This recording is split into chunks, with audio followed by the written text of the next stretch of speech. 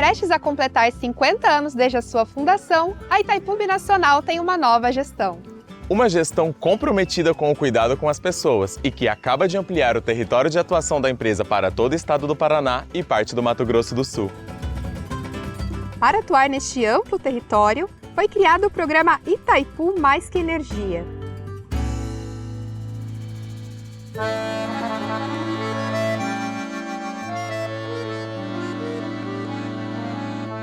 A iniciativa engloba diversas ações sociais e ambientais, que antes estavam restritas à região em torno do reservatório. E que agora vão chegar a 434 municípios, que somam 11 milhões de pessoas e 200 mil quilômetros quadrados de área. São ações alinhadas com a missão da empresa de promover o desenvolvimento territorial com atenção especial às pessoas e ao meio ambiente. E que contribuem com os Objetivos de Desenvolvimento Sustentável da Agenda 2030 das Nações Unidas.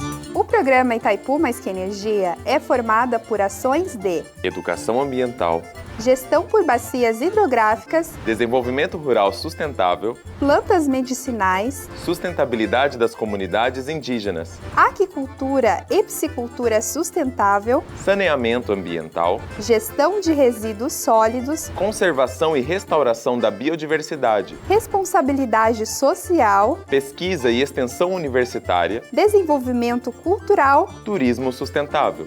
Itaipu Mais que Energia. Uma nova Itaipu, a serviço de um Brasil mais humano. E sustentável.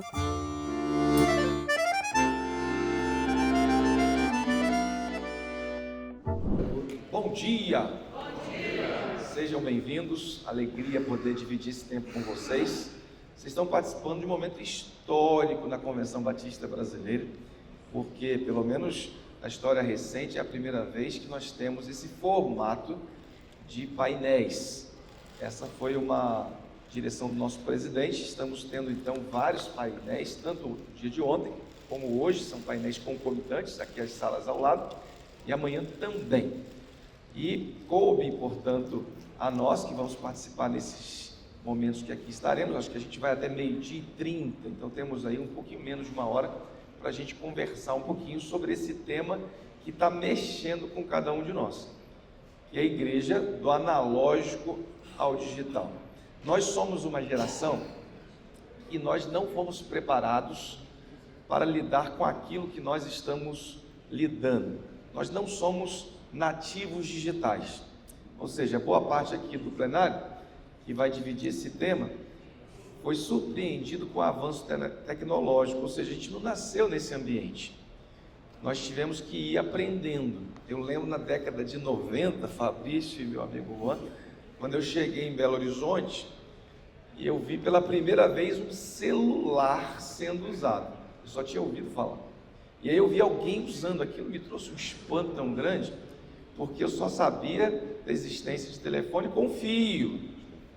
E eu sou da geração, inclusive, que você precisava ligar para pedir linha. Você ligava o 9 ou 0, eu acho que era o 0, e aí ficava esperando alguns minutos até que você tinha chance de fazer uma ligação. E eu também sou do tempo do DDI e DDD. Você ligava para uma operadora, essa pessoa fazia a ligação para você. Quem é desse tempo aqui? Levanta a mão, deixa eu ver. Ei, geração naftalina, exatamente. Então nós somos dessa geração. Por isso que é tão importante que a gente esteja conversando sobre esse processo de migração do que é analógico para o que é digital. E nós estamos pisando somente nos primeiros degraus de milhares que virão. Portanto, se a gente perder o trem da história, e eu sou de Minas, a gente sabe bem o que significa trem. Se a gente perder o trem da história, corre o risco de perdermos uma geração inteira que vai entender o Evangelho de maneira muito pontual. E certamente os aspectos tecnológicos e midiáticos, eles serão estratégicos demais para que o Evangelho seja anunciado, para que o rebanho seja pastoreado, para que a igreja seja relevante no local em que ela está. E eu fiquei muito feliz de estar participando desse painel com vocês, muito especialmente porque nós estamos aqui, eu estou aqui do lado de dois gigantes dessa área, gente que realmente está buscando entender buscando fazer diferença, e eu sei que vai ser um tempo especial, a gente vai crescer muito com isso. Portanto, queria já começar passando aqui para o Fabrício, para que o Fabrício falasse um pouquinho para a gente, Fabrício, sobre... Você já está com o microfonezinho aqui? Lapela. Isso é porque vai ficar gravado também. Falasse um pouquinho, pastor Fabrício, que é da Junta de Missões Nacionais, tem feito um trabalho belíssimo no Brasil inteiro, em diversas áreas estratégicas, sobretudo, e ele vai falar melhor, com a Rádio 316, que é uma rádio que nos enche de orgulho e que toca nesse aspecto também digital e de comunicação de maneira muito forte. Mas nós temos, pastor Fabrício, aspectos históricos, né? De onde nós saímos, que momentos estamos vivendo, para que a gente possa, inclusive, apontar para o futuro. Então, bom dia, o plenário é seu, vamos conversar um pouquinho sobre isso. Bom dia, pastor Márcio, bom dia, pastor Juan. Meus irmãos, que alegria, né? Nós podemos estar em plena Convenção Batista Brasileira, tratando de assuntos tão relevantes como nós estamos tratando aqui nesses temas. E é muita alegria realmente tratar desse processo da evolução que envolve toda a sociedade, o qual a igreja está envolvida, porque não é só a igreja que está indo do analógico ao digital. Você já foi há muito tempo. É interessante como nós já fomos imersos em todo esse processo e de alguma maneira, às vezes ainda todos nós temos o nosso maior campo de resistência, sempre está no contexto religioso. Porque as outras áreas da vida nós já evoluímos há muito tempo, nós já avançamos há muito tempo. Talvez não há ninguém aqui entre nós que cozinha lenha. É muito provável que todos tenham gás encanado e uma série de outras ações que a gente poderia falar de avanços que traz a tecnologia, a digitalização. Quantos aqui já não têm contas em bancos digitais? Talvez se eu te perguntar qual foi a última vez que você foi numa agência bancária, você, pastor? É verdade. Entende? Já não tem então muito. Todos nós de alguma forma já entramos nesse processo, mas quando cai no campo religioso, a gente às vezes tem uma extrema dificuldade de pensar sobre isso, pensar principalmente naquilo que está acontecendo. Eu sou pai de um garoto de 8 anos, mas alguns anos atrás eu venho de uma cultura bem interiorana. Aqui é um painel que só tem mineiros, irmãos, então aqui tem 3 mineiros aqui, e a gente brincava muito dessa questão de dar joia. E o meu filho ali por volta de 4 anos, eu dizia assim: João, dá um joia, dá um joia. E um dia a irmã dele disse assim: pai, ele não sabe o que é joia, pede para ele dar um like. João, dá um like. Eu disse: olha, eu preciso mergulhar nesse negócio, eu preciso... E aí isso se tornou um objeto de pesquisa, de sonho. E neste tempo eu queria dizer aos irmãos, nessas palavras iniciais, é que o que nós vivemos hoje seria equiparado àquilo que todo mundo está estudando, aquilo que foi nos contextos da nossa linha histórica, por exemplo, a descoberta da imprensa. Todo esse processo de evolução digital para todos nós, com tanta novidade, a gente ainda não consegue nem sequer definir literalmente para onde estamos indo e o que vem pela frente, de tantas coisas que estão acontecendo. Mas uma das melhores definições, recentemente tendo uma boa aula com um amigo do Vale do Silício, e ele disse o seguinte: o nosso grande desafio é que a nossa geração da igreja, nós os mais velhos, fomos a geração do download. Então nós aprendemos a sentar e receber, mas as novas gerações são as gerações do upload. Elas querem produzir, elas querem tirar foto, elas querem se posicionar, elas querem expressar.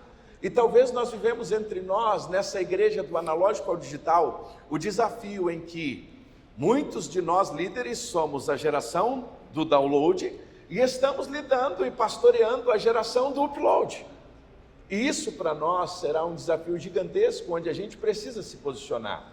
E quero terminar essa minha primeira palavra inicial dizendo que, com todo esse processo de evolução digital, alguns pontos são muito claros para nós, e que talvez estes pontos estão nos trazendo como igreja alguns desafios. Primeiro deles, nós passamos a ter um modelo de igreja que nós não conhecíamos, que é o modelo presencial e online. E esse modelo integrado ao mesmo tempo, para nós agora, principalmente pós-pandemia, ainda é um grande desafio para a gente aprender como será isso, esse modelo integrado. Com esse modelo integrado e com tudo acontecendo, nós, os pastores, perdemos algo que nós nunca imaginávamos perder, que era a exclusividade. Então agora, as suas ovelhas não são mais pastoreadas somente por você. Inúmeros outros homens de Deus, homens abençoadores, pastores que estão aí no nosso contexto, também influenciam as suas e as minhas ovelhas durante toda a semana. E é por isso que no nosso meio e no nosso rebanho acaba chegando uma grande exposição de alternativas doutrinárias bem diferentes da que nós temos. Isso está acontecendo todos os dias. Modelos eclesiológicos diferentes, uma forte exposição doutrinária diferente. E uma coisa interessante, o nosso povo perdeu muito do apego à estrutura física. Por quê? Porque nós estamos numa mudança, numa evolução tecnológica. E eu sei que você poderia acrescentar muitas coisas aí, mas eu quero começar chamando a sua atenção. Qual é a sua geração? A geração do upload ou do download? Muito bem. Nós vamos fazer o seguinte, nessa primeira rodada de bate-papo, nós vamos ouvir, como ouvimos o Fabrício agora, 5 minutos, e vamos ouvir também até 5 minutos, pastor Juan Nossi, e já vai vir um QR Code aqui, um QR Code, que você pode escanear e fazer perguntas, à medida que você vai sendo despertado, e você gostaria de aprofundar um determinado tema, você faz a pergunta digital. Claro, a gente está falando sobre esse grande avanço, já vamos usar da tecnologia. Isso vai chegar aqui para mim e a gente vai tentar condensar as perguntas para que todo mundo tenha a oportunidade de fazer. Perguntas parecidas, a gente condensa e tenta colocar uma só para dar tempo. E na segunda rodada, quando voltar para o Fabrício, a gente vai vir para 3 minutos para ficar mais dinâmico. Pastor Juan Nossi, pastor da Primeira Igreja Batista em Belo Horizonte, um jovem pastor, e o Fabrício agora já deixa aqui a bola levantada para você. Como é que você tem lidado com esse aspecto do pastoreio das suas ovelhas por outros pastores midiáticos? Como é que você lida com isso e como é que você influencia também nesse aspecto? Bom dia a todos, sou o Juan, estou acompanhado da minha esposa, quero honrar a vida dela também, Keila está aqui comigo.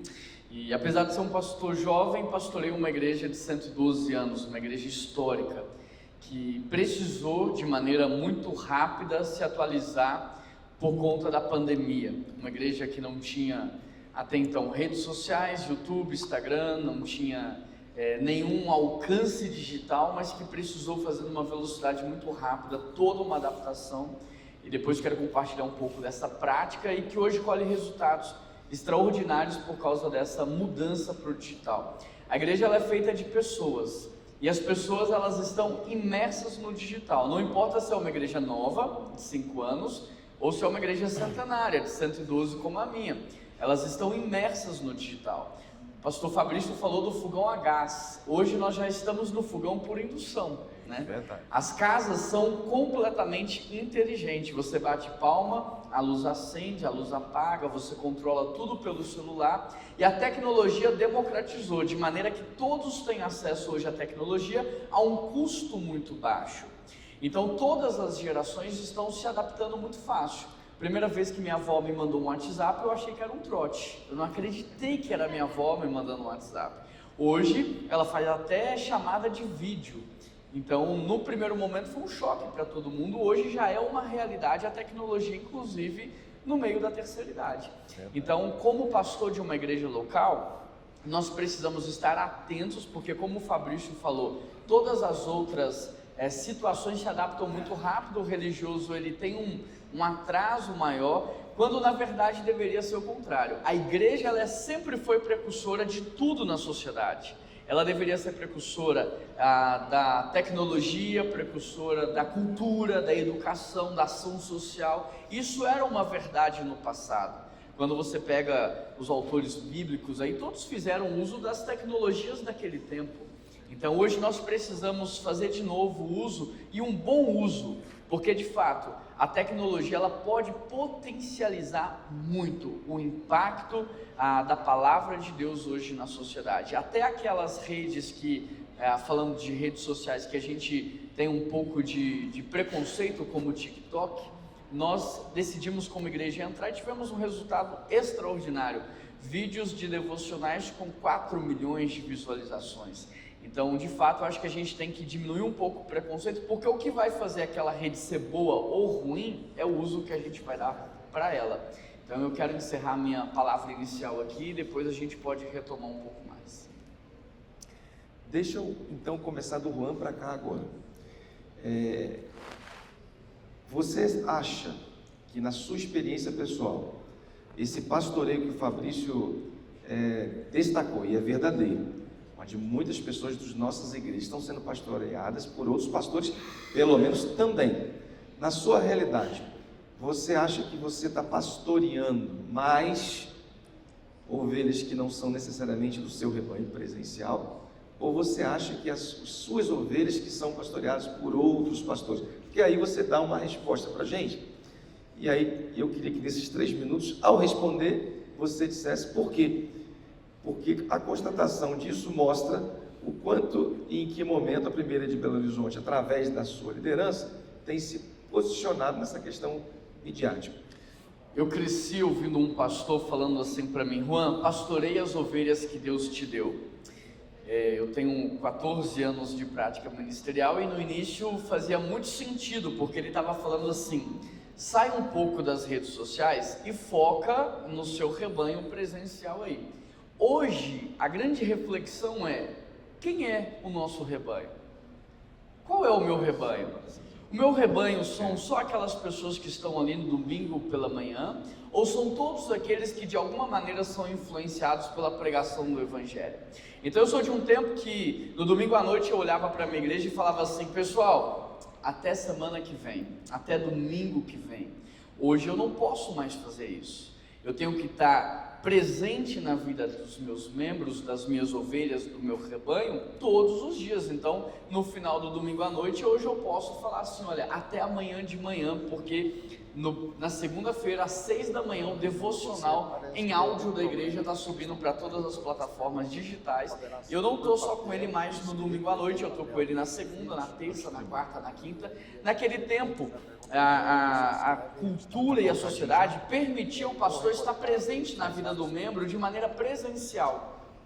Então ele estava no aniversário, ele estava no enterro, ele estava no nascimento. Hoje, por conta dessa globalização, eu tenho membros que moram a 200 quilômetros de distância, que 3 horas para chegar na igreja. Eu não consigo estar presente na vida dele de maneira presencial, mas eu consigo estar presente na vida dele todos os dias, através de um devocional escrito, um devocional em áudio, através de uma pregação, através de uma videochamada. Então a grande reflexão hoje é: quem é o meu rebanho? O meu rebanho são só aqueles que estão cadastrados, ou são todos aqueles que de alguma maneira são influenciados pela pregação do Evangelho? Então tenho que estar sensível a isso e adaptar então, para que todos sejam bem alcançados.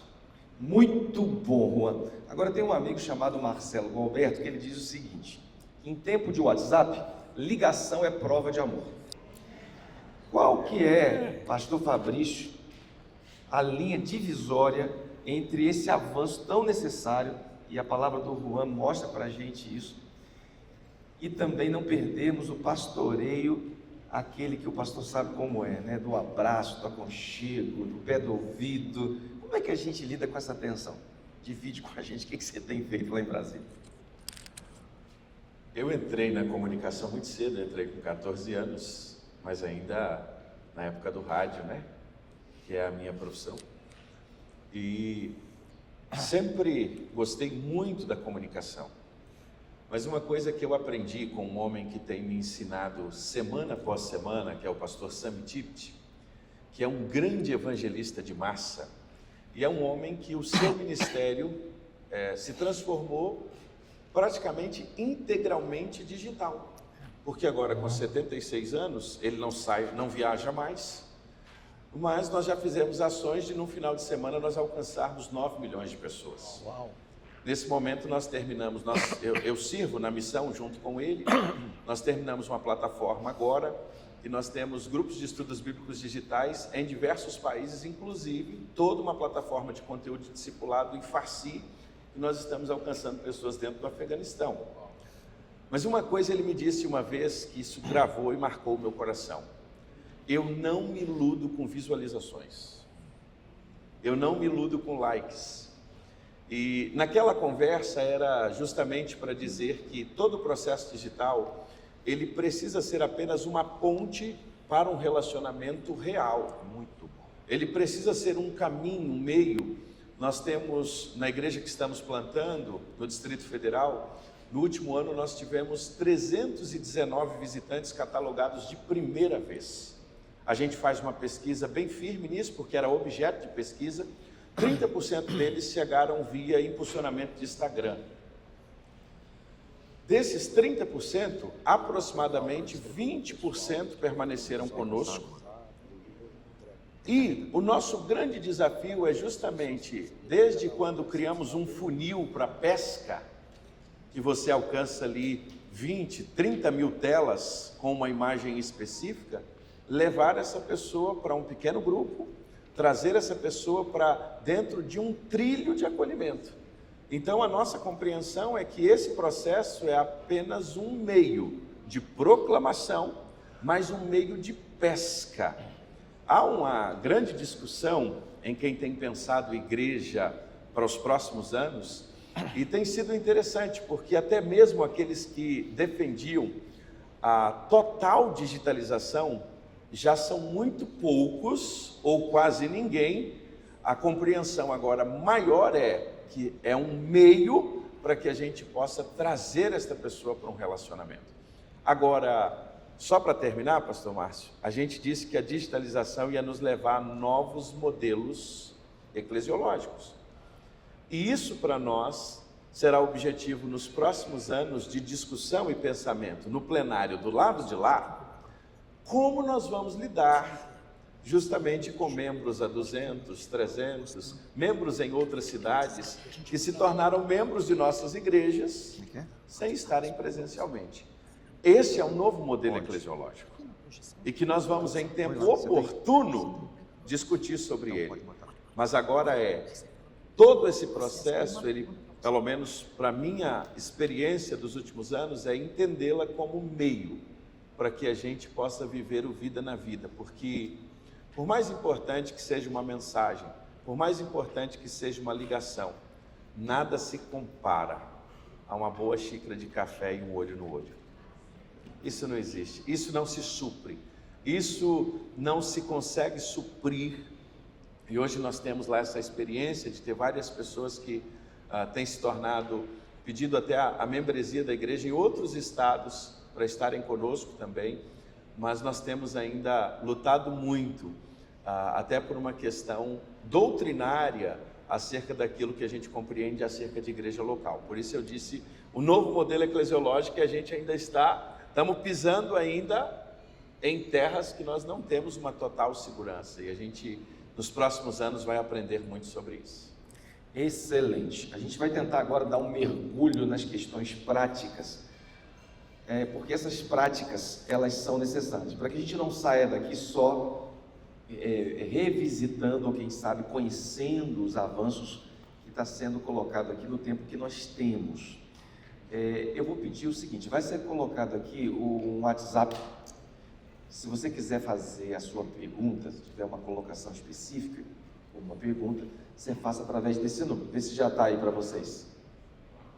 Vai colocar agora, aí você anota, salva o número, né? E manda a sua pergunta para cá, tá bom? Para a gente poder tentar considerar aqui no tempo que nós temos. Pastor Juan Nossi, nós acabamos de sair de uma pandemia. E a pandemia, como qualquer outro tipo de crise mundial nesse caso, as grandes guerras, as grandes pandemias, elas nos mostram que há um avanço em todos os aspectos. E a gente percebe que aconteceu isso, né? Até pouco tempo, a maioria de nós viajávamos de um estado para o outro para assinar um contrato. Hoje ninguém mais viaja para assinar contrato. A gente tinha muitas igrejas que eram resistentes à transmissão pela internet, reunião de grupo pequeno por WhatsApp, vigília de 24 horas de oração e agora de missões nacionais nos convocando para um ano de oração, tudo virtual. Isso seria impossível se a gente pensássemos antes da pandemia. Então eu queria que você, de maneira prática, Juan, a partir da sua própria experiência, dividisse aqui com os pastores, líderes que estão nesse painel, o que podemos fazer de prático para a gente dar esse passo do analógico para o digital, mas bem prático. Ó. Eu estou fazendo isso e está dando certo. Pode citar 1 ou 2 cases de sucesso que você tem experimentado. Eu acho que assim a gente dá passos importantes. 3 minutos depois do Fabrício com a mesma pergunta. Construindo em cima do que o Fabrício estava falando, como pesquisador e mestre nessa área, acho que tudo é o poder do equilíbrio. Quando estamos no presencial, devemos estar 100% no presencial, abraçando, sorrindo, olhando. E quando estamos no digital, 100% no digital. Uma coisa que nós trabalhamos muito é um axioma no sentido de que não é porque é virtual que não é real. Então, eu estou aqui a não sei quantos quilômetros de distância da minha família. E quando eu faço uma videochamada com a minha família, aquela videochamada tem um poder emocional. Ali existe uma recarga emocional, existe uma conexão ali. Então não é porque é virtual que não é real. Um eu te amo virtual é tão real quanto o presencial. Então se eu estou no presencial com a minha igreja, eu abraço, eu beijo, olho no olho, é aquele poder da presença. Mas se eu só posso ter com aquela pessoa no digital, então eu vou ter o melhor do que eu posso. Aí o grande desafio é o híbrido, onde a gente tem a atenção dividida no presencial e no digital. Esse é o nosso desafio. Mas o poder da presença, tanto no digital quanto no presencial, é fundamental. O que nós temos feito como case de sucesso, talvez eu possa dizer que é o devocional. E uma coisa que nós precisamos fazer é trabalhar de maneira inteligente. Então nós escrevemos um devocional para o ano inteiro. Nós temos esse devocional escrito para o ano inteiro. Por que eu falo trabalho inteligente? Porque uma vez que eu já tenho esse devocional escrito, eu posso de maneira muito fácil transformá-lo em áudio, transformá-lo em vídeo e alcançar muitas outras pessoas a partir dessa pequena adaptação desse material. Então nós temos um público que é muito fiel ao Spotify. Ele não está no Instagram, mas ele é muito fiel ao Spotify. E é só uma extração de áudio e pronto. Eu tenho um canal de Spotify que todos os dias ele dirigindo para o trabalho dele, para a faculdade dele, ele está ouvindo o devocional. Mas eu tenho um outro público que é extremamente fiel ao YouTube e que ele é fiel ao vídeo. Então esse mesmo conteúdo que foi escrito eu transformei em áudio, transformei em vídeo. Com isso eu consigo estar com a minha igreja todos os dias da semana. E além disso, alcançar outras pessoas que não foram alcançadas ainda pelo Evangelho. Talvez o maior case de sucesso que nós temos dos últimos dias, dos últimos anos, seja esse devocional. E um outro grande case de sucesso são vídeos curtos, cortes de pregação, onde a gente alimenta tanto o TikTok quanto o Instagram. E no TikTok, por exemplo, foi os números que eu citei, 3, 4 milhões de views ali, de adolescentes, jovens, pessoas que não estão... Explica um pouquinho isso, para ficar bem claro. Então, você prega uma mensagem normal no domingo e a sua equipe então vai lá e faz um recorte de alguns, e aí o que, 1 minuto, 2 minutos? 30 segundos, 40 segundos. Só isso. Uma mensagem de 1 hora no domingo, ela pode te dar pelo menos 40 recortes. Então você tem conteúdo em uma mensagem para um mês inteiro. Então é o trabalho inteligente, né? No passado nós precisávamos de muitas pessoas recortando. Hoje, para os irmãos terem ideia, a própria inteligência artificial já faz os recortes. Você sobe a pregação para a inteligência, ela te entrega 40 recortes ali, 30 recortes de 40 segundos já legendados, e você tem ali conteúdo para um mês nessas redes sociais. Então não dá trabalho nenhum para você enquanto pregador, já está pronto. Está pronto. É reaproveitar o conteúdo. Pegou a visão aí, gente? Eles estão usando a mesma mensagem do domingo que ele já prega, usa uma ferramenta de inteligência artificial, daqui a pouquinho ele vai falar o nome. porque agora a gente vai ouvir o Fabrício aqui, porque eu queria ouvir o Fabrício, o que o Fabrício tem experimentado de case de sucesso. Quando eu digo sucesso é de realidade, gente, é que está dando certo. Leia sucesso assim. O que eu estou fazendo para tirar a minha igreja do analógico e jogar para o digital e que está dando certo? Você pode copiar e levar para você. A ideia do painel é essa. Vamos lá, Fabrício, 3 minutos. Uma das coisas que Deus tem nos permitido fazer por missões nacionais foi a 316, que é toda essa questão do conteúdo. Hoje nós temos tido cerca de 2,5 milhões de ouvintes ano, que é um número expressivo, por um processo que está todo na nuvem. Então, o nosso modelo de rádio ele não tem estúdio, nosso modelo de rádio não tem sede, nosso modelo de produção de conteúdo não tem nada disso, está aqui, está no celular. Então, tem hora e tem programas que um locutor está no Distrito Federal, outro no Piauí, outro, todos juntos numa sala, e você tem a irmã Jaciara lá no interior do Amapá, ouvindo de maneira extraordinária e sendo informada, sendo edificada por tudo isso. Então, para a gente, a maior oportunidade foi realmente descobrir novos caminhos. E dentro da descoberta de novos caminhos, a gente, no investimento do conteúdo, pelo viés evangelístico, nós temos gastado muito tempo na pesca.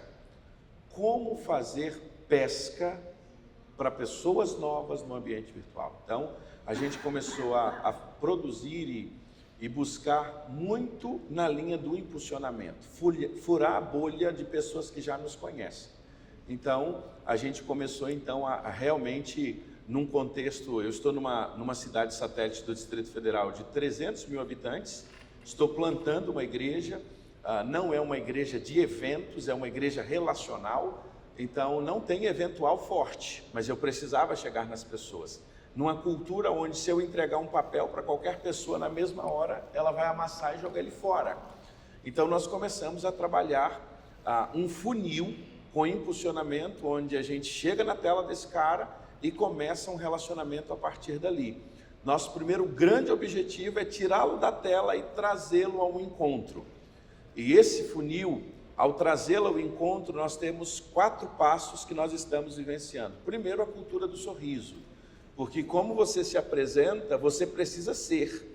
Um grande desafio para nós como igreja é que às vezes você se apresenta algo nas redes e na realidade você não é o que você apresenta. E isso é um tiro no pé. Porque o camarada vai vir e se ele chega, não é aquilo que você apresenta, vai ser frustração, você perdeu algo extraordinário. E às vezes o que acontece? Você tem um marketing, a sua igreja tem condições, não é o que a nossa hoje, a nossa são os adolescentes que entraram, então fazendo tudo isso, mas você contratou uma empresa, está lá, o seu marketing é extraordinário, você mostra aquelas fotos que são extremamente relacionais, gente junto, aqueles takes bem fechados. Aí chega na igreja, o cara não recebe nem um boa noite, nem um sorriso. Não é. Ele não volta. Aquilo é uma ideia falsa do que é a sua realidade. É apenas marketing. Então, a gente trabalhou muito na ideia da cultura do sorriso, a vivência disso na prática. A gente buscou captar o dado. Porque você traz o cara, você precisa de um dado. E o dado que a gente quer é só um número de telefone. Eu não quero saber se ele é casado, solteiro, aquelas fichas imensas.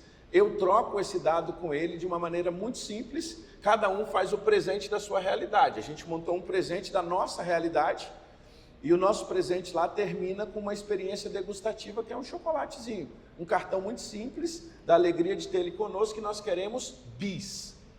Quem não gosta de bis? Não é verdade? Ele come o bis e a gente troca com ele aquela sacolinha. Ali nas primeiras 24 horas tem o primeiro contato. Até 72 horas, ele vai receber 3 contatos, ou no mínimo 2. O primeiro, da equipe de acolhimento, se ele teve abertura, ele quer conhecer um pequeno grupo, o líder de pequeno grupo vai ligar para ele até quarta-feira, mas até sexta-feira, o pastor titular da igreja vai falar com ele. Por quê? Nossa igreja está chegando em torno de 300 pessoas hoje. Igrejas até 400 pessoas, há pesquisas que mostram que quem as buscam tem por expectativa falar com o pastor titular. Olha que interessante isso. E aí nós respondemos essa expectativa, diferente de uma pessoa que vai numa igreja de 2, 3 mil membros, que Até ele quantas sabe... horas depois? Repete que isso é muito Até importante. 72 ele horas. está falando, gente, olha... 24, 48, 72. Então tem um ciclo que a gente tem seguido. Por quê? Porque todo trabalho que você fez de Instagram, todo trabalho que você fez de mídia, se você não tiver suporte, não vai adiantar nada. Fabrício, não entrega tudo não, porque o pessoal quer ouvir detalhes. E eu vou na segunda rodada completar aqui, porque está uma delícia. Gente, olha, está saindo coisa prática daqui. Porque a gente vai em muitos painéis por aí, não aqui da CBB, todos são práticos aqui, mas estou dizendo por aí, fora da CBB. Que a gente fica olhando, mas não pode anotar nada para botar na mochila e levar para casa. A gente acabou de ouvir tanto do pastor Juan, como do pastor Fabrício, 2 sugestões lindas. Do recorte da mensagem, por exemplo, do uso das mídias, etc. E agora, desses 3 contatos que até 72 horas o pastor vai falar com aquela pessoa. E eu anotei aqui já. Além disso, Fabrício, eu anotei uma coisa que você disse caríssima para nós, uma aula. Quando você diz da importância de não divulgar aquilo que não é realidade. Senão você frustra aquela pessoa. Isso aqui é uma aula, hein, gente? Você vai fazer um recorte bonito da sua igreja e tal. Chega lá, a pessoa fala, que igreja é essa? Não é aquela que eu vi nas redes sociais. Pastor Fabrício aqui mostrando para a gente esse cuidado para a gente não mostrar o que nós não somos. Lindo, lindo, lindo, Fabrício. E a gente já volta aqui. Ser homem de rádio, você sabe, não tem tempo, né? Então vamos lá. Chegou aqui pergunta bacana do Silas, tanto para o pastor Juan como o pastor Fabrício. Nós vamos aproveitar as duas. Cadê o Silas? Silas está aí, ó, joia, muito boas, 2 perguntas. Pastor Juan, ele tem te observado, hein, Silas? Ele diz o seguinte, que nas redes sociais da PIB de BH há uma qualidade profissional de design, vídeos e fotografias. Ele quer saber o seguinte, são voluntários? É uma equipe profissional? E qual foi o impacto desse profissionalismo na igreja? Pergunta muito estratégica. Vamos lá. 3 minutos. Queria saber se a Priscila está aqui. Eu vi ela ali atrás, depois não vi mais. A Priscila é responsável pelo meu Ministério de Comunicação lá. Ela está aqui no meu stand, ONG Amor que Serve, do lado. E aí a gente está à disposição também para ajudar as igrejas em outras questões nessa área de comunicação. Depois a gente pode servir. A pergunta tem a ver com a parte profissional, né? Lá na PIB-BH nós não contratamos nenhuma mão de obra de fora. Nós formamos todos os nossos profissionais que trabalham na igreja, voluntários, são todos formados lá dentro. Então existe um processo de 3 Cs que a gente observa. O primeiro C é o C do caráter. Então eu brinco que eu tenho o olhar do solteiro na igreja. Você já viu um solteiro? Aonde ele vai, ele tem um olhar bem clínico para tentar encontrar alguém. Você já viu esse olhar? Eu tenho o olhar do solteiro para encontrar pessoas que têm caráter. O olhar do solteiro para encontrar pessoas que têm combinação. Sabe aquela pessoa que você gosta de estar junto, que quando está junto o tempo passa mais rápido? Então eu observo 3 Cs. O primeiro é o C do caráter, o segundo é o C da combinação e por último o C da competência. Então quando eu encontro alguém na igreja que tem caráter e combinação, não importa a idade, eu vou tentar trazer ele para perto. Seja como voluntário, seja como profissional, eu vou tentar trazer ele para perto. E observando uma tendência dele para alguma área, eu vou investir então na capacitação dele. Hoje a maioria dos nossos voluntários na parte de comunicação da igreja tem entre 12, 13, 14 anos de idade. Muitos recebem até uma bolsa de estudo ou uma bolsa para auxiliá-los em cursos. Os melhores nós contratamos, hoje nós temos talvez em torno de 8 pessoas contratadas já para esse time, que nós chamamos até de missionários da internet. São pessoas que produzem conteúdo para alcançar vidas na internet. Que a grande questão não é o que eles fazem, mas o porquê eles fazem. E o porquê, a razão é alcançar pessoas para a internet. Então, nós fazemos esse trilho de encontrar essas pessoas, formar essas pessoas, potencializá-las e enviá-las ou para ser influência fora, na sociedade, ou dentro da igreja. Uma coisa que eu quero concordar com o meu amigo Fabrício sobre essa... tem que ter congruência entre o que nós apresentamos e aquilo que nós vivemos de fato, para que não haja uma frustração. E uma grande dica para todo o Ministério de Recepção e Acolhimento é um axioma chamado: criamos chegadas impressionantes e despedidas memoráveis.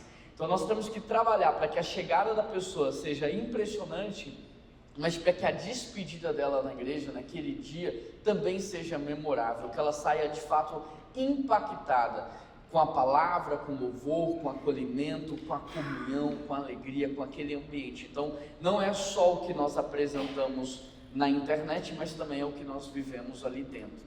Não sei se eu consegui responder. Respondi? Perfeito. Muito, muito bom. Gente, chegou tanta pergunta aqui que eu vou tentar ver se dá para a gente cumprir isso no pouco tempo que temos. Pastor Fabrício, pergunta ainda do Silas. Ele diz o seguinte: nesse sentido, qual a melhor abordagem para a gente se comunicar bem com os não crentes e desigrejados, para que a gente não fique falando somente para os crentes? Acho que é isso que o Silas quis perguntar. Vamos lá, 3 minutos, porque tem muita pergunta para você também, Fabrício. Tá bom. O nosso grande desafio, Silas, eu creio que é a gente falar o desafio de todo mundo na segunda-feira. Às vezes a nossa linguagem é uma linguagem que ela é voltada apenas para nós mesmos. E quando nós falamos apenas para nós mesmos, nós não vamos furar a bolha. E um grande desafio que a gente tem hoje, dentro da exposição bíblica, é a aplicação bíblica. É que aquilo que nós estamos expondo de maneira tão preciosa seja realmente relevante. Porque se a gente aplica de maneira relevante, o recorte quando for para a rua, a expressão que a gente usa muito lá na 316, foi para a rua, o recorte quando vai para as redes sociais, ele vai nos apresentar de maneira relevante. No entanto, quando eu estou apenas no campo das ideias, isso para o não crente não faz sentido algum. E aí aquilo que eu apresento até nas minhas mídias, e talvez um grande desafio é que a maioria das nossas igrejas, e principalmente as menores, quando fazem uso das ferramentas, fazem apenas para um mural de recado, não para uma ponte de relacionamento. A maioria de Instagram, de igrejas menores, são apenas imagens de cultos, programações. É como aquilo que ele fazia no boletim, ele está apenas digitalizando. Esse talvez seja um dos nossos grandes equívocos. Mídias sociais não é para digitalizar aquilo que nós estamos fazendo, mas são caminhos alternativos para encontrar pessoas. Se a gente apenas digitalizar o aviso, certo? Não é isso. Há muitos outros meios de nós nos apresentarmos e fazermos avisos. Há muitas outras oportunidades da gente fazer o que lá o marketing vai chamar de endomarketing, o nosso marketing interno. Como nós vamos fazer chegar às pessoas? Agora, no entanto, o que nós passamos? Muitas vezes a nossa linguagem é apenas uma linguagem para nós mesmos. E aí vou terminar um ponto aqui só para deixar uma interrogação, pastor Márcio. Nós temos ainda um grande desafio acerca de linguagem. Nós estamos em 2023, mas talvez a nossa linguagem ainda seja da década de 80. E aí o que ocorre conosco? Se nós estivéssemos em 1980, nós estaríamos alcançando muita gente. Como nós estamos em 2023, como nós nos apresentamos, 24, como nós nos apresentamos como igreja, talvez não seja relevante. Não é a nossa mensagem, mas a nossa forma e a embalagem não comunica com essa geração. Uau. Que é isso, hein, gente? Anota aí, põe em negrito. Tá doendo, mas tá uma delícia, hein? E a Débora, cadê a Débora? A Débora fez uma pergunta aqui. A Débora tá quietinha, ele esconde. Não, Débora, você fez uma pergunta muito estratégica, porque guarda a coerência com o que você acabou de falar. Só que eu vou jogar o abacaxi pro Juan. Olha, vai ter ajuda dos quer ver? Deixa eu fazer uma universitários pergunta, Juan, só para você ter uma ideia. Elenque agora na sua cabeça os seus 5 melhores amigos ou amigas, ou pessoas que você mais convive. Rapidinho aí. São todos crentes? Todos crentes, né? Olha o que a Débora pergunta aqui. Ela diz o seguinte: como furar a bolha, pastor Juan, de pessoas que nós já conhecemos na internet para encontrar gente nova, tendo em vista algoritmos nas redes sociais, ou seja, como é que a gente vai falar com gente que a gente não conhece e que, consequentemente, não conhece a Cristo, para que a gente fale realmente para quem precisa ouvir. Essa é a pergunta dela, 3 minutos, ensina para a gente. Beleza. Primeiro, só destacar a presença da Priscila. Priscila, fica em pé. Ela é responsável por toda a área de comunicação hoje da PPH, então se alguém depois quiser aprofundar um pouco mais, ela está aqui e pode ajudar vocês. Bom, Débora, a pergunta é como chegar em pessoas das quais nós não temos tanto acesso. Eu creio que parte de uma intencionalidade nossa. Primeira coisa, nós queremos isso, porque muitos dizem que querem, mas na prática mesmo não querem tanto. Porque vai gerar um tipo de constrangimento muito grande para a gente. Nós vamos ter comentários nas redes sociais que a gente não está acostumado, respostas dos nossos vídeos que a gente não quer ter, presença na igreja de pessoas que a gente também não está acostumado. Então, quanto que realmente nós queremos alcançar essas pessoas? Essa é a primeira coisa, intencionalidade. Segunda coisa, isca. Quando você vai para uma pescaria, você tem um tipo de isca para cada tipo de peixe. Concorda comigo? Então, na rede social é a mesma coisa. Da mesma forma que na pescaria você usa uma isca para um determinado tipo de peixe, na pescaria dos homens, nós também temos que ter vários tipos de isca. Então, a rede social é um lugar de entretenimento, como o pastor Fabrício falou. A gente não pode ficar colocando lá só informação. Vai ter o culto, vai ter tal horário. Não. As pessoas vão seguir páginas e pessoas que geram entretenimento. Você entra numa rede social para você se entreter. Então, se você quer ter uma informação, às vezes você pede no WhatsApp, você entra no site, mas a rede social é um lugar de entretenimento. Então, a partir desse entendimento do que é a rede social, para que ela serve, e do entendimento que para cada tipo de pessoa eu vou ter que usar uma isca diferente, ou seja, a igreja tem que usar vários tipos de isca para conseguir pescar todo mundo, eu parto para outros princípios. Então, se eu quero alcançar jovens, eu preciso provocá-los. Então, o início dos meus vídeos são provocativos. Se eu vou alcançar a terceira idade, eu vou ir para o Facebook, eu vou trazer talvez a processos que vão gerar neles algum tipo de sentimento. Então, dependendo do público que eu vou usar, aí sim eu vou pensar num tipo de isca para chegar naquela bolha, furar aquela bolha e responder as perguntas que estão sendo feitas. Eu acho que num tempo onde todo mundo tem resposta, o ChatGPT hoje te dá todo tipo de resposta em segundos. A grande questão é a gente aprender a fazer as perguntas certas, né? Até para o ChatGPT e para o Google, se você não sabe fazer pergunta, não adianta ter a ferramenta. Então eu acho que a gente tem que parar de tentar dar resposta muito rápida e começar a provocar algumas reflexões mais profundas nessas bolhas que a gente quer alcançar. Muito bom, muito bom. Mais 3 minutos agora e o Fabrício quer ficar na pergunta da Débora. Então vamos lá, a gente tem muita gente aqui, não vai dar tempo de ler todas as perguntas, mas depois nós podemos encaminhar para os nossos pastores e líderes aqui que desenvolvem a rotina de responder todo mundo um a um. Vamos lá, Fabrício, em 1 minuto e meio, pode ser? Porque eu tenho outra pergunta para você. Eu quero dar um exemplo prático de furar a bolha. Depois eu baixo um aplicativo chamado TouchPiece. Você vai ver que é uma maneira muito prática de furar a bolha, porque é uma linguagem que ela não está ali com evangeliquez. O TouchPiece é uma ferramenta que se apresenta a qualquer um como um ambiente para o cuidado emocional. Então, aquele cara que não está nem pensando, ele sabe que ali ele vai encontrar como a gente já teve vários serviços como esse na sociedade. E aí ele parte dali, só que quando ele é abordado, a abordagem que ele vai receber vai chegar e levá-lo a encontrar a verdadeira paz que é Cristo. Mas se você entrar no site da TouchPiece, se você ouvir as chamadas da TouchPiece, se você entrar no aplicativo da TouchPiece, você não vai ver nada de crente, você não vai ver nada dessa ideia de igreja.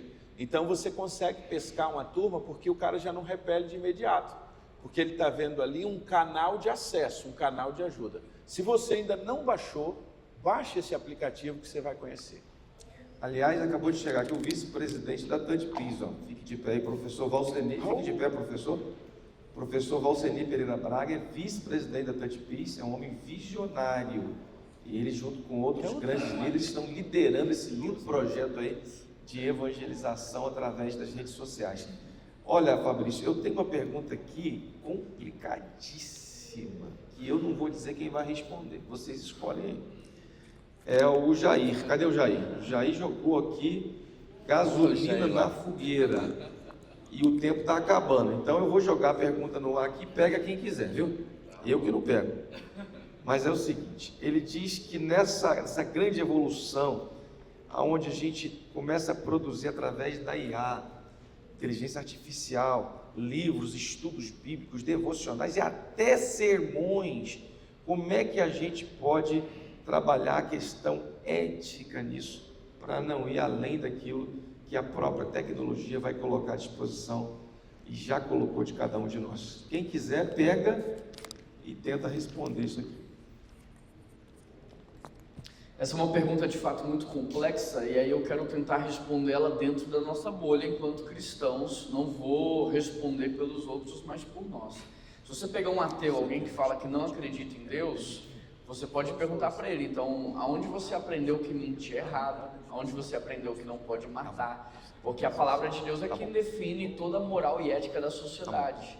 É a palavra de Deus que trouxe todo esse conceito que o ser humano vem elaborando, vem refletindo sobre a palavra de Deus. No nosso caso também é a mesma coisa. O que define a forma como iremos usar é a própria palavra de Deus. E aí cabe a moral e a ética de cada pessoa que faz uso. Então o Espírito Santo está ali com você e você tem que usar bem a ferramenta. Não é a ferramenta que vai substituir o seu trabalho, mas você vai tentar economizar tempo com ela. Se antes você, por exemplo, tinha que ter uma biblioteca gigante na sua casa e passar dias, semanas, 90 horas para produzir um sermão, pesquisando livro por livro, essa ferramenta, ela sistematiza todo um conteúdo para você, ele te entrega uma pesquisa de uma velocidade maior, ela está ali para te auxiliar, mas nós somos servos de Deus, homens e mulheres de Deus, ela não está para substituir o nosso trabalho numa produção, mas para auxiliar essa produção, fazendo com que você economize o seu tempo e aumente o seu impacto. Essa é a ideia. Então é a palavra de Deus que vai normatizar para a gente o uso dessas ferramentas. Excelente, excelente. Gente, nós estamos a 1 minuto para encerrar e vamos encerrar no horário. Não vai dar para fazer. Touch piece. Vamos lá. Aliás, deixa eu fazer 2 desafios aqui então. Pegue o seu celular aí agora. Vai lá na sua loja, seja ela Android ou na Apple Store. No Apple Store. Tanto faz. Vamos baixar, porque talvez você não tenha ainda. Primeiro, a rádio, você tem que ter isso como batista. A rádio 316. Quem não tem ainda, como é que está lá na Rede 316. Não é isso? Vê se você acha aí. Vamos ter isso no nosso celular, porque nós temos que ter orgulho dessa nossa rádio. Fabrício deu aqui números maravilhosos, só que o tempo não vai dar para o Fabrício o dia. Eu até queria que ele fizesse uma palhinha, porque é um locutor de primeira grandeza, seria lindo ouvi-lo aqui como locutor. Ele tem feito isso com muita habilidade, mas a gente pode fazer isso no site da sua igreja. Você deve ter lá, pede para colocar um link para 316, ter no seu celular. Quantos são pastores que estão aqui? Deixa eu ver, quantos? Pastoreando igreja. Você poderia no próximo domingo fazer o que a gente está fazendo aqui, dizendo, abra agora todo mundo o celular e vamos baixar, porque essa rádio é nossa, é batista, programação linda, de grande conteúdo. Eu tenho aqui no meu celular e tenho divulgado. Baixou? Já foi? Está baixando aí? Muito bem. E o outro é Touch Piece. Dá para projetar aqui? Não. O nosso amigo. Põe ali só porque touch de tocar, né? Touch Piece de paz. Vai colocar ali, entre e baixe também. O que é isso? É o que ele acabou de dizer. É o primeiro. Gente, a gente é para se encher de orgulho.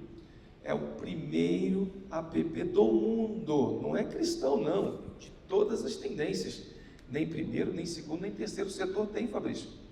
Do mundo, de ajuda 24 horas e gratuito. Só esse mês, Josmar, foram mais de 700 atendimentos. Gente de 1, 2, 3, 4 horas ouvindo através de um voluntário. E você pode ser voluntário, mas tem que ter no seu bolso aqui. Então baixa e faz isso. tenha e compartilhe. Eu compartilhei ontem com camareiras, com o pessoal aqui do hotel e foi lindo. Pastor Fabrício, pegue o microfone e 1 minuto, deixe um recado para impactar o coração de quem está aqui, para quem precisa sair do ponto A e ir para o ponto B. Ou seja, alguma coisa, você tem que sair daqui fazendo alguma coisa, porque a gente tem que sair do analógico e a gente tem que começar a pisar no digital. Considerações finais, 1 minuto e meio para cada um, vamos lá. Eu gostaria apenas, há um cara que tem me influenciado muito, que é o Kellen Hoff. Eu tenho tido a oportunidade de estudar vários livros, artigos dele, e ele tem um texto que me chama muita atenção. Das 5, queria que você gravasse isso, 5 suposições erradas sobre a igreja do futuro. 5 suposições que nós temos, que nós estamos nos equivocando. Primeira delas, o que funcionou antes vai funcionar novamente. Esquece isso. Guarda isso no teu coração. O que funcionou antes, muitas coisas poderão funcionar, mas uma grande maioria delas não irão funcionar. Segundo, o edifício será o centro do ministério. Nós fomos formados no Brasil rural. Esta ideia de paróquia é muito forte para nós. No mundo urbano, as pessoas não se ligam mais por geografia, as pessoas se ligam por relacionamentos. E esse é um desafio para a gente pensar. Você não precisa levar mais o ministério online tão a sério. Essa é uma grande verdade que a gente... passou a pandemia, deixei de transmitir, não vou mais usar isso porque a pandemia acabou, o pessoal vai voltar. Não, eles já estão em outro lugar. Outro ponto, o futuro será linear. Esquece isso. Nunca vivemos um tempo tão desafiador. E por fim, no meio de tudo isso, principalmente você, meu irmão pastor, não vai ser pela nossa muita corrida que nós vamos consertar tudo isso. Você vai se cansar, vai ter um burnout, não vai chegar a lugar nenhum. Deus vai te dar as estratégias certas, o caminho correto para este tempo. Deus lhe abençoe. 1 minuto e meio, considerações finais do meu querido amigo Juan Nossi. Tudo que eu sei, desculpa.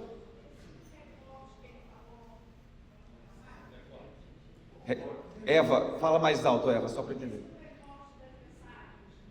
Ok, eu acho que é o nome do aplicativo, né? É isso? Tá. Existem milhares de ferramentas como essa. Vou sugerir aqui TooShort.ai, é uma que eu estou sugerindo, mas... Fala de novo devagarzinho. TooShort.ai é uma delas, mas existem centenas. Se você digitar no Google ferramentas de corte de vídeo, você vai encontrar inúmeras.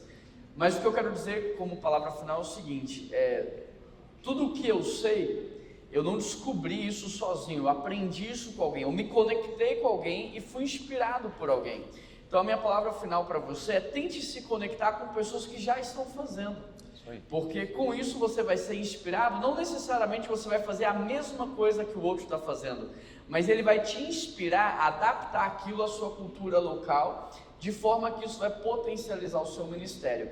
Eu e a minha equipe estamos no primeiro stand aqui à direita, saindo desse auditório à direita nós estamos ali, e nós estamos à disposição para poder conversar, ajudar, explicar. A Priscila, que é a responsável pela comunicação, está lá também, e nós estamos à disposição para poder compartilhar, porque nós trabalhamos para o mesmo Deus, temos o mesmo intuito e queremos chegar no mesmo lugar. Então estamos aqui para poder potencializar o seu ministério também.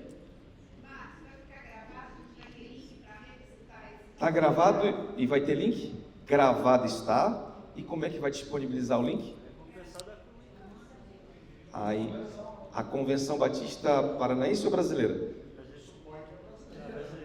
Eu vou pedir ao pastor Paim, vou fazer essa pergunta, ver como é que ele responde e pedir para que ele fale isso. Pois não, pastor. Nós vamos deixar no Google, na Convenção Batista Paranaense, dos painéis, e aí depois vai ser disponibilizado. Então, vai ser os painéis, é o que ela pergunta. Isso. Vai estar no site da Paranaense. Palavra do presidente da convenção, então vai funcionar, viu? Gente, vamos ficar de pé então. Nós queremos agradecer muitíssimo a sua presença aqui. É um tempo curto, mas eu acho que foi bem proveitoso. São insights, procure depois, fique mais um pouquinho, Juan, pastor Juan e pastor Fabrício, para poder sugar um pouquinho mais. Eu peço perdão pelas perguntas que não puderam ser feitas e consequentemente respondidas, mas para a gente ficar aqui no tempo que nos foi dado. Agradecer a equipe técnica que trabalhou filmando, tempo, projeção, nosso carinho também, nosso respeito. E eu peço então uma salva de palmas para a equipe e para os nossos preletores. Vamos terminar agradecendo, orando, que Deus nos dê estratégias, né? Que esses insights se transformem em ação e que a gente entenda que a tecnologia não é uma agência, uma ferramenta do mal. Não, se Deus permitiu isso é porque Ele nos deixa para que a gente use para o bem. Agora, lembrando uma coisa, se nós não usarmos as ferramentas que Deus está disponibilizando, como perdemos o trem da história. O rádio chega em 38 no Brasil, a igreja não usa como deveria. A televisão chega em 50, a gente não usou como deveríamos. E agora a gente tem aí não só a internet, mas o metaverso empurrando. Se a gente não usar, o mal usa. Então vamos buscar, o Juan falou muito bacana, a gente tem que colar em quem está fazendo para fazer bonito e avançar bastante. Josmária, vem cá rapidinho. Josmária ligada aí em tudo que é de tecnologia, é professora da universidade lá em Minas Gerais, da PUC, ela que é doutora na área dela e que tem realmente influenciado Minas Gerais. Vamos orar pedindo a Deus que nos desperte enquanto Igreja Batista Brasileira para usar tudo que é tecnologia para falar de Jesus em todo o tempo. Pai, gratidão, Senhor, por esse manhã, por estarmos aqui ouvindo essa palavra de coragem, essas experiências tão celebradas e que tenham contagiado pessoas, tenham contactado. Ó Deus, que sejamos relevantes no nosso tempo, que a nossa linguagem chegue às pessoas que nós não estamos convivendo no momento, mas que também possamos, com as nossas comunicações, apacentar, acompanhar as pessoas que não podem conviver conosco no dia a dia da igreja, mas também todos os dias. Ó Senhor, quão rica essa palavra, quão oportuno, quão sensato cada fala foi feita aqui, e que agora, ó Pai, em nossos corações possamos, com as nossas mentes, conectar essas ideias e fazermos a diferença, produzirmos conteúdos relevantes e impactar as pessoas. Ó Senhor, e que também a cada instante, a cada troca de mensagem, que as nossas respostas, as comunicações que fazemos, que a nossa forma de relacionar com o próximo seja empática, reflita os teus frutos do Espírito, ó Pai, que possamos assim, como aqueles que têm sido voluntários na Dutch Peace, se dispor a conversar, a dialogar, a ouvir, para assim comunicarmos com amor o que o Senhor tem nos dado em graça e bondade durante esse tempo em nossas vidas. Te agradeço por esse momento, te peço pelo nosso tempo também de refeição e retorno das reuniões, que possamos assim continuar celebrando o teu amor uns com os outros. Em nome de Jesus, amém.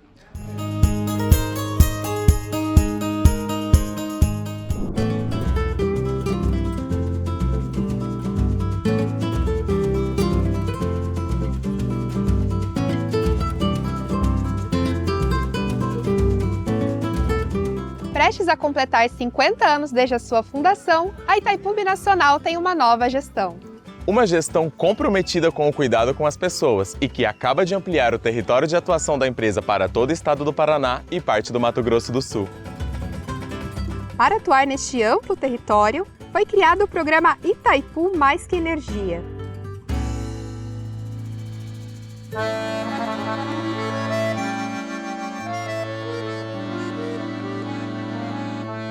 A iniciativa engloba diversas ações sociais e ambientais, que antes estavam restritas à região em torno do reservatório. E que agora vão chegar a 434 municípios, que somam 11 milhões de pessoas e 200 mil quilômetros quadrados de área. São ações alinhadas com a missão da empresa de promover o desenvolvimento territorial com atenção especial às pessoas e ao meio ambiente. E que contribuem com os Objetivos de Desenvolvimento Sustentável da Agenda 2030 das Nações Unidas. O programa Itaipu Mais que Energia é formado por ações de educação ambiental, gestão por bacias hidrográficas, desenvolvimento rural sustentável, plantas medicinais, sustentabilidade das comunidades indígenas, aquicultura e piscicultura sustentável, saneamento ambiental, gestão de resíduos sólidos, conservação e restauração da biodiversidade, responsabilidade social, pesquisa e extensão universitária, desenvolvimento cultural. turismo sustentável. Itaipu mais que energia Uma nova Itaipu, a serviço de um Brasil mais humano. e sustentável.